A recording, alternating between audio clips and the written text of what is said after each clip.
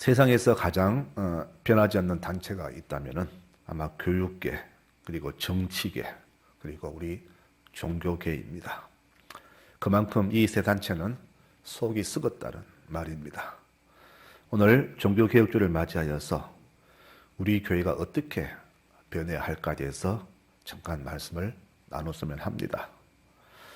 종교를 개혁하자, 교회 개혁하자라고 말을 하는데 사실 종교와 교회는 개혁할 것이 전혀 없습니다. 종교와 교회는 아무런 문제가 없습니다. 여기에 속한 우리 성도들이 우리가 그답지 못하기 때문에 그런 말이 나올 뿐입니다. 그래서 종교개혁은 곧 교인개혁이란 말이 맞는 것 같습니다.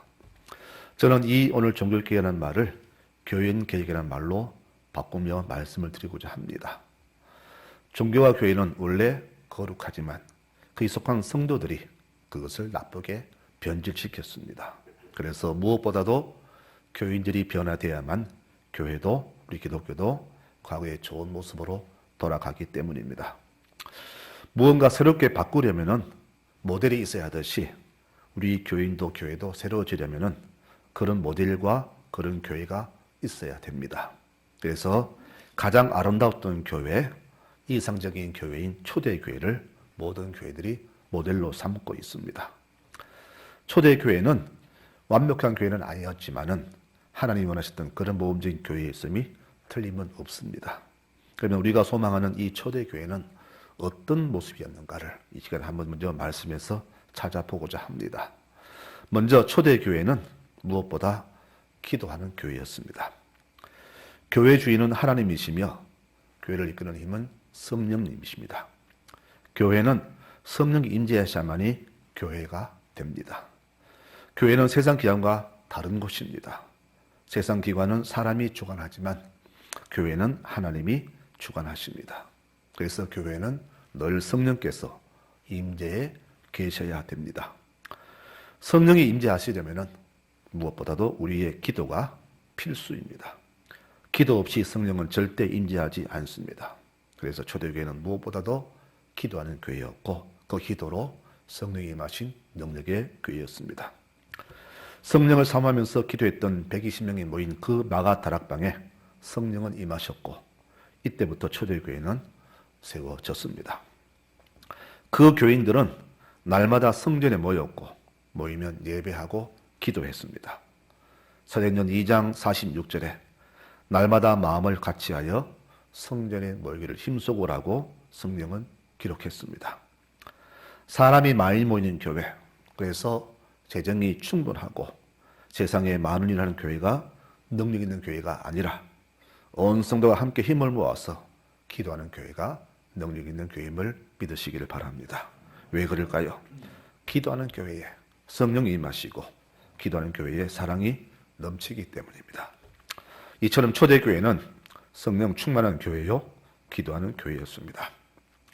교회 개혁은 성령께서 교회에 충만히 역사하시도록 온 교인이 다시 기도의 자리를 회복하는 운동이 교회 개혁이 되어야 합니다. 지금 교회마다 기도 소리가 많이 들리지 않습니다. 과거 우리 부부 세대의 그 기도 소리, 밤새워 기도하고 새벽에 기도하는 그 소리가 거의 들리지 않습니다. 기도하지 않는 이유, 기도에 소홀한 이유는 많이 있겠지만은 물론 초대교회도 그런 이유는 많았을 겁니다. 그러나 그들은 최우선으로 기도에 힘썼습니다. 그 시대라고 해서 평안하고 사유로운 시대는 절대 아니었습니다. 핍박이 심한 시대였고 공권력에 의해서 종교 핍박과 로마의 강압에 의해서 하루도 편할 데가 없는 그런 시대였습니다. 그래서 그 시대는 기도하지 않으면 살 수 없는 시대였고 또 성령께서 기도하도록 그렇게 강권하시는 시대였습니다. 우리 모두에게는 삶의 위기가 반드시 찾아옵니다. 경제적인 위기 찾아오고 또 건강의 문제, 또 가정의 위기, 모든 문제가 항상 우리 삶을 짓누르죠. 그러나 이 위기는 성도에게는 꼭 기회가 됨을 알아야 됩니다. 이 위기를 극복하는 힘은 바로 기도에서 시작됩니다. 혹시 여러분 중에 이런 삶의 위기가 있는 분이 계십니까? 그렇다면 낙심하지 말고 감사로 기도하십시오. 우리가 얼마나 기도에 게을렀으면 이렇게 강제로도 기도하게끔 하시는지요. 저는 그 시험과 환난이 얼마나 감사한지 모르겠습니다. 시편 32편 6절에 말합니다. 하나님을 굳게 믿는 자들은 어려울 때 하나님께 기도한다. 고난이 물결처럼 밀어 닥쳐도 기도하는 자에게는 미치지 못할 것을 저희는 안다. 하나님은 나의 은신처이오니 내가 공경에 빠졌을 때 건져 주실 것이며 환난에서 나를 보호하시고 구원의 노래로 나를 불러주실 것이다 라고 시편 기자는 고백했습니다. 우리 교회는 가장 우선적으로 가장 많은 시간을 들여서 무엇보다 기도하는 교회로 회복이 되어야 합니다. 기도는 특별할 때 하는 것이 아니라 항상 쉬지 말고 기도해야 합니다. 초대교회는 모든 어려움과 환난을 기도로 극복한 교회였습니다. 그러므로 우리 교우 중에 혹시 시험에 든 분이 계신다면 나의 믿음 없음과 연약함을 한탄하지 말고 오직 기도로 힘을 내시기 바랍니다. 기도로 어려움을 이겨내시기 바랍니다. 모든 문제 해결은 오직 기도뿐입니다. 텅 비었던 기도의 자리를 다시 회복하는 것이 바로 교회 개혁입니다. 오늘 종교개혁주를 맞이하여서 우리 송라제일교회 기도의 자리가 다시 회복되는 귀한 역사가 있기를 축원합니다. 이것이 바로 교회 개혁입니다. 두 번째로 초대교회는 사회와 소통하는 교회였습니다. 제가 어릴 때 이야기지만은 과거 우리 교회들이 정말로 세상에 잘못한 것이 있다면은 이웃과 담을 쌓고 살았다는 겁니다.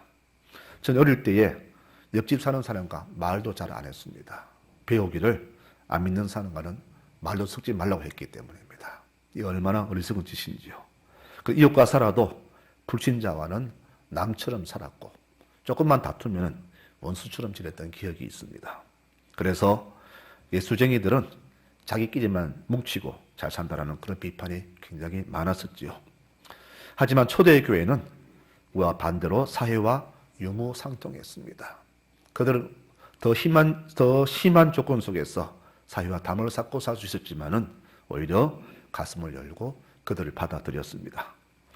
2장 44절에 기록되기를 믿는 사람이 다 함께 있어 모든 물건을 서로 통용하고 또 재산과 소유를 팔아 각 사람의 필요를 따라 나눠주었다라고 기록되어 있습니다. 내 것을 헐어서 이웃의 필요를 채워주었고 형제자매처럼 그렇게 더불어 살았던 교회가 초대교회였습니다. 그 당시 우리 성도들 핍박 많이 받았습니다.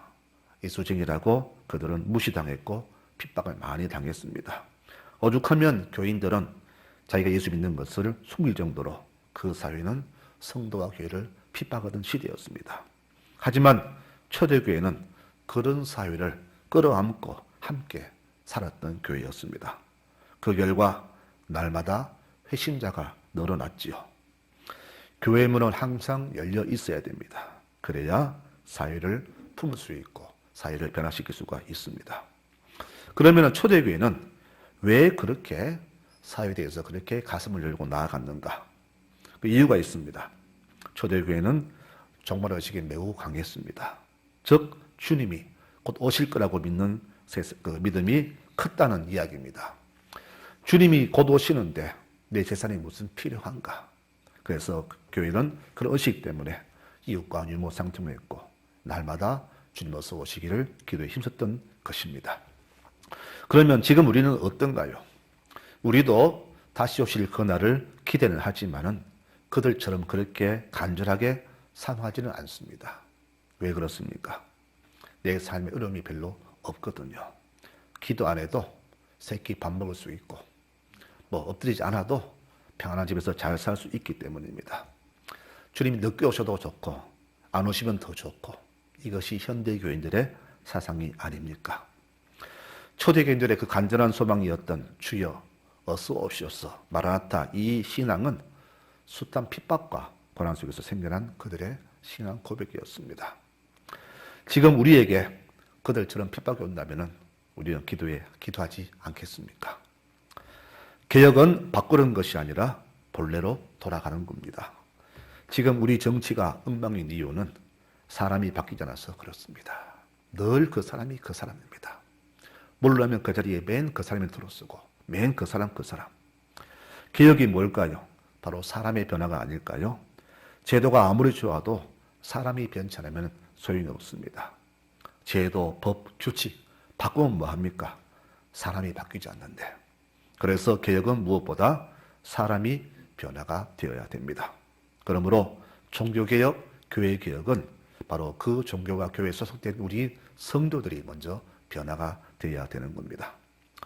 교회도 우리 모든 성도들이 말씀대로만 하면 전혀 문제가 없습니다.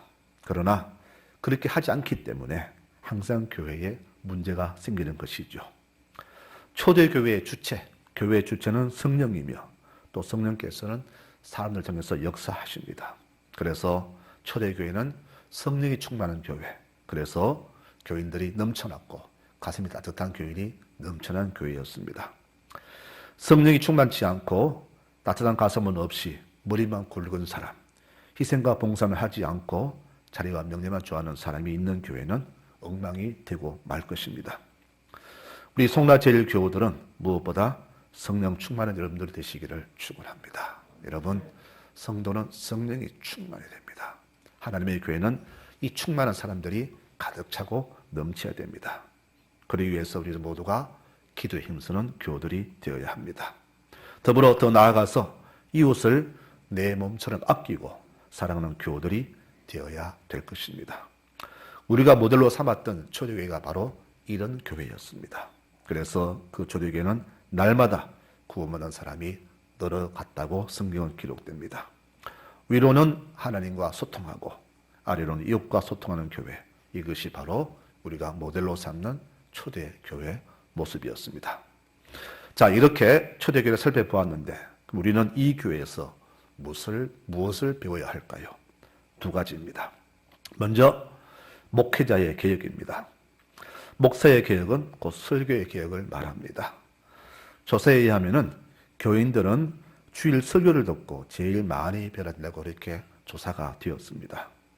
목사가 올바로 성령에 사로잡혀서 말씀을 제대로 선포할 때에 교인들은 변화가 됩니다. 그래서 강단에서 사라져버린 심판과 회개가 또 선포가 되어야 하고 값싼 사고료 축복보다 죄악된 삶을 돌이키는 준엄한 하나님의 심판과 책망이 강단에서 선포되어야 합니다. 목사는 사람을 두려워하지 않아야 되며 오직 하나님만 두려워해야 됩니다. 목사가 이렇게 변하지 않으면 온 교회가 병들게 됩니다. 목사가 성령이 충만하여서 말씀을 올바로 전해야만이 교인이 변하고 교회도 변하게 되는 겁니다. 우리 교회는 제가 먼저 개혁되어야 됩니다. 두 번째로 우리 교회는 우리 모든 교인들이 변화가 되어야 됩니다. 교우들은 선포된 말씀을 그대로 듣고 삶에 실천해야 합니다. 그런데 말씀대로 살자니까 많이 불편합니다. 헌금 드리자니 그것도 아깝고 봉사자니 시간도 아깝고 그래서 내게 편리하게끔 말씀을 아주 인수적으로 해석하지요. 여기에서 우리 신앙이 병이 듭니다. 병든 부모가 병든 자녀를 낳듯이 병든 교회는 교회를 병들게 합니다. 더 나아가 병든 교회는 이 사회도 병들게 합니다. 교회가 건강해야 사회도 건강한데 교회가 건강하려면 무엇보다 그 속한 교인이 건강해야 됩니다. 그래서 교회는 무엇보다 목사가 먼저 변하고 교인이 건강한 신앙인으로 변해야 됩니다. 그래야 우리 교회가 건강해집니다. 하나님의 일은 성령의 힘으로 감당해야 됩니다. 조금이라도 사람의 생각이 들어가면은 그 신앙은 병들고 교회는 부패해지지요. 초대교회가 잘 나갔는데 큰일이 생겼습니다. 바로 아나니아 삽비라 부부의 일탈입니다. 사람들은 몰랐지만 베드로는 그것을 정확히 지적합니다. 네가 성령을 속이고 바로 초대교회에 찬물을 끼얹는 사건이 있었죠.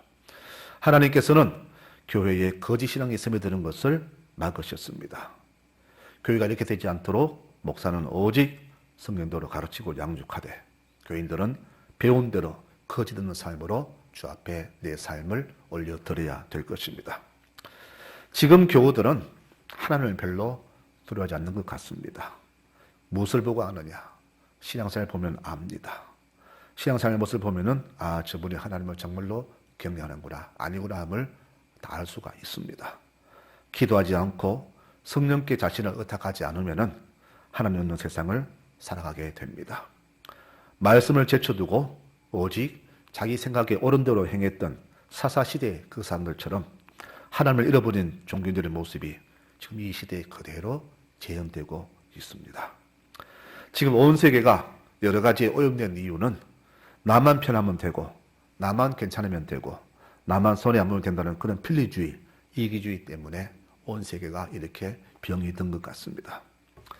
우리 신앙인의 생활은 불신자와는 분명히 달라야 됩니다. 우리의 생활은 전적으로 타자주의해야 됩니다.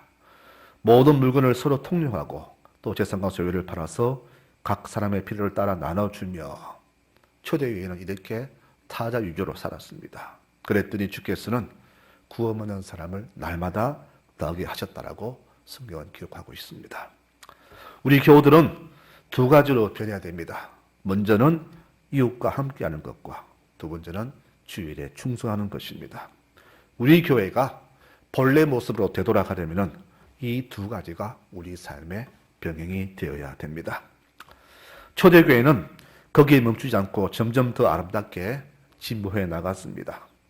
유모상통의 교회에서 이제는 충심을 다한 일꾼들로 이루어진 교회로 변해 갔습니다. 그래서 일꾼을 세웠는데 그 일꾼의 기준은 다름 아닌 믿음이 충만하고 성령이 충만한 사람을 기준으로 집사를 뽑았습니다. 그들에게 교회를 맡기며 사회봉사 책임을 다 일임했습니다. 믿음으로 산다는 것은 다른 게 아닙니다. 무엇보다 내가 성령으로 충만해야 됩니다. 내가 성령 충만치 않고 사람의 힘으로 살아갈 때 그것은 신앙의 삶이 아니라 종교인의 삶이 되고 말 뿐입니다. 그러므로 무엇보다 성령이 충만해야 되고 그분 인도하신 대로 순종하는 것이 바로 믿음의 생활이 될 것입니다. 교회마다 일꾼을 세우지요. 장도 세우고 안수집사 세우고 권사도 세웁니다. 세우는 목적은 주의를 감당하라고 세웁니다. 그런데 우리 교회는 그렇지 않은데 교회마다 직분은 받고 이 일은 안 합니다. 대우만 받으려고 하고 자리만 지키려고 합니다. 우리 교단의 매년 통계를 보면은 참 기가 막힌 일이 있는데요.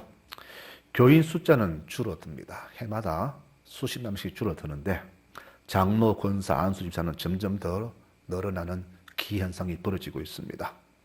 이게 무엇을 뜻합니까? 섬기는 사람은 줄어들고 대접받는 사람만 늘어난다는 그런 말입니다. 왜 이렇게 통계에 나와야 되는지 답답할 뿐입니다. 우리 교회가, 우리 교단이 왜 이렇게 되었습니까? 하나님 믿는 사람들이 왜 이렇게 되었습니까? 바로 이 모습이 곧 우리 교회, 우리 신앙의 현 주소라고 누가 아니라고 말할 수 있겠습니까? 우리 송라제일교회는 무엇보다 내게 맡겨진 직분에 정말로 거짓없이 결혼 없이 충성 봉사하시는 여러분들이 되시기를 축원합니다. 그렇게 돼야 됩니다. 여러분, 내가 맡은 직분에 최선을 다하고 거짓없이 결혼 없이 나태하지 않고 충성 다하는 그런 여러분들이 되어야 됩니다. 여기서부터 하나님의 교회는 점점 회복될 것입니다. 또 초대교회는 지역사회를 더 잘 섬기기 위해서 전담사역자 7명을 선출했습니다. 이들 자격이 아까 말씀드린 것처럼 믿음과 성령의 충만함입니다. 우리가 사회를 섬겨도 이웃을 섬겨도 믿음과 성령이 충만해야 됩니다. 사도들은 말씀 전파와 기도에 전념하고 이 입사님들은 지역 섬김에 최선을 다하니까 초대교회는 폭발적인 부흥을 이루었습니다. 그 촉발된 부흥의 결과가 사도행전 6장 7절에 기록되었습니다. 하나님 말씀이 널리 퍼지고 예루살렘에서는 신도들의 수요가 부쩍 늘어났으며 수많은 제사장들도 예수를 믿게 되었다라고 기록되었습니다. 목사는 목사의 사역에 최선을 다하고 장로는 장로의 사역에, 권사와 집사는 자신의 직임에 합당하게 최선을 다할 때 우리 교회도 이렇게 초대교회처럼 놀랍게 부흥하며 승리할 것을 저는 믿습니다. 지금 우리에게 바라는 교회가 바로 이런 모습이 아니겠습니까? 우리뿐 아니라 모든 교회가 바로 이런 교회를 원할 겁니다. 그렇기 위해서는 우리가 변해야 됩니다. 다시금 기도의 사람으로 틈나는 대로 성전에 모여 기도해야 하며 늘 성령 충만하여서 성령 인도하심 따라 사는 것, 더 나아가 이웃의 궁핍과 고난과 고통을 돌아오면서 같이 걸어가는 것, 이것이 바로 우리 성도들의 새롭게 주어진 사명을 기억해야 될 겁니다. 말씀을 정리합니다. 사람의 변화는 교육과 훈련으로 되지 않습니다. 오직 성령의 능력으로만 사람을 변화시킬 수 있습니다. 그래서 초대교회의 특징은 무엇보다 성령이 충만한 교회였다는 사실을 절대 잊어서는 안 됩니다. 우리는 내가 누구인가를 정확히 알아야 됩니다. 이것을 정체성이라 그렇게 말을 합니다. 내가 어떤 사람인가, 나는 누구인가를 분명히 알자는 이야기입니다.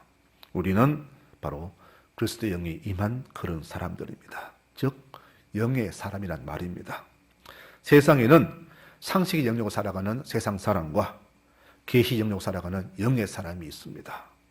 성령의 사람은 바로 상식의 영역이 아니라 계시 영역 속에 살아가는 삶을 말합니다. 우리는 계시의 영역으로 살아가야 됩니다. 즉 하나님 말씀 안에서 살아가야 된다, 그런 이야기입니다. 성령 인도하신 따라 살아가야 된다, 그런 말이 됩니다. 내가 성도가 되기 위해서 가장 중요한 요소는 내가 어떤 신분이 아니라 내 안에 주의 영이 임하고 계신가 하는 것일 겁니다.